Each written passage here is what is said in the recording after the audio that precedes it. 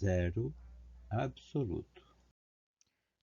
Qual o conceito do zero na matemática e na informática? Quando ele é absoluto e quando ele é relativo. O zero e a ausência de valor.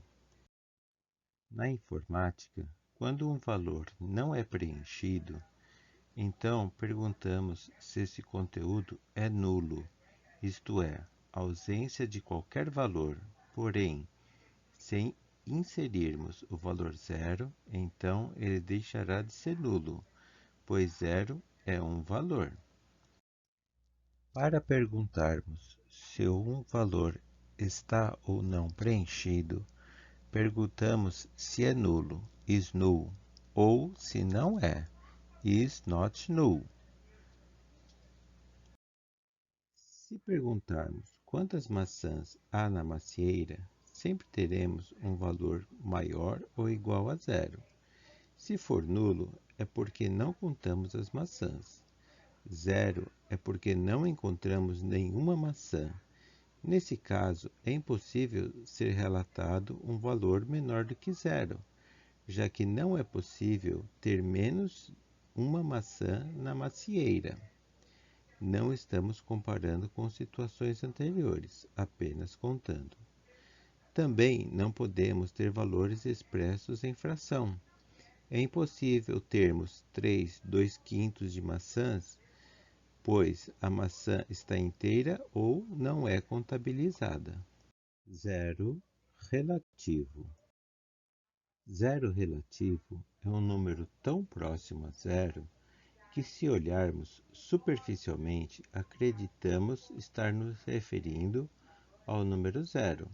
Este número, zero relativo, normalmente é obtido como resultado de uma divisão de números muito próximos. Temos uma questão matemática importante. Quando há uma divisão por um número próximo a zero, o resultado tende ao infinito. Porém, se for o zero absoluto, não será possível dividir, pois é uma regra matemática. Não dividirás por zero. Veja os exemplos abaixo.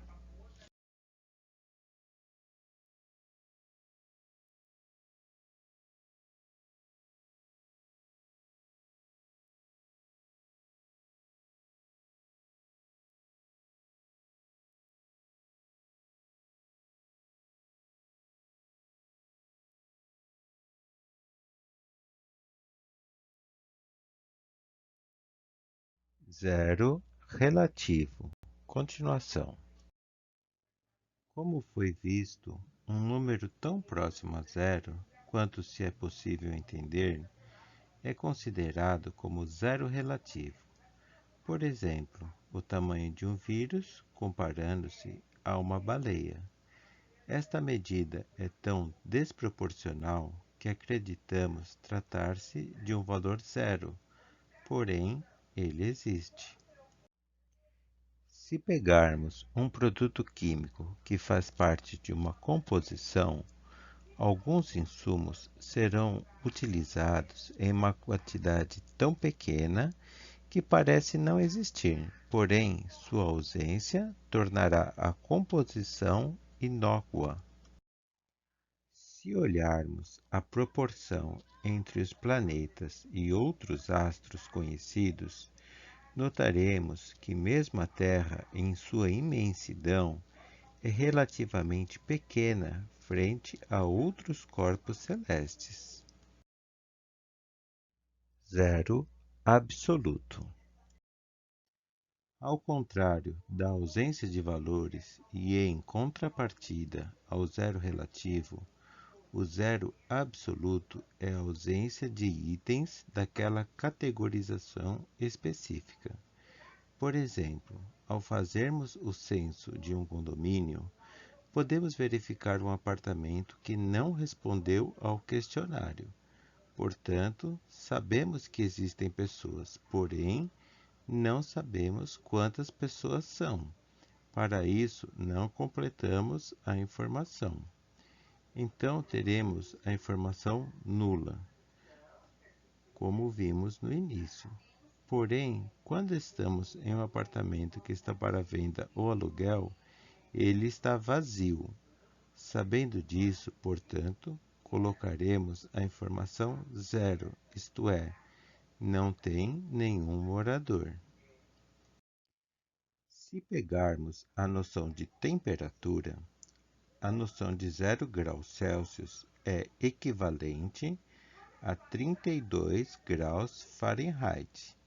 Portanto, o zero absoluto em temperatura não é zero relativo em Celsius. O zero absoluto em temperatura é menos 17 Celsius, que é obtido através da fórmula abaixo. Zero absoluto. Continuação. Ao olharmos uma casa, podemos dizer que ela tem tantos metros de altura. Essa medida é relativa ao solo em que está construída. Porém, se olharmos através de um barômetro, teremos a altitude real, isto é, tendo-se como referência o nível do mar, que é um valor único em todo o planeta. Quando entramos em uma rodovia paulista, não sei se se aplica a outras localidades também, vemos que ela nunca se inicia no zero. Porém, a primeira marcação é entre os quilômetros 10 e 15, porque a referência é o ponto zero da cidade de São Paulo, que encontra-se na Praça da Sé, conhecida como Marco Zero. Zero absoluto. Continuação. Quando perguntamos as horas, sempre o fazemos com a intenção de saber a hora local. Dificilmente perguntamos a hora mundial. No Brasil, existem 3 horários diferentes em seu território.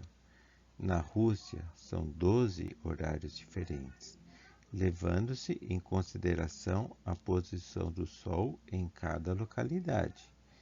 Mas há uma hora universal, conhecida como meridiano de Greenwich, que é uma linha imaginária que atravessa a região de Londres, na Inglaterra. Assim, São Paulo encontra-se no horário -3 dessa linha imaginária. Essa linha segue do Polo Norte ao Polo Sul, descrevendo um arco de acordo com a circunferência da Terra, sendo um total de 24 linhas imaginárias, 12 à esquerda e 12 à direita, sendo o ponto zero o referido meridiano. Entendemos que, para toda unidade de medida, sempre encontraremos uma das 3 referências descritas, isto é, se não tivermos um valor para servir de base, então teremos uma referência nula.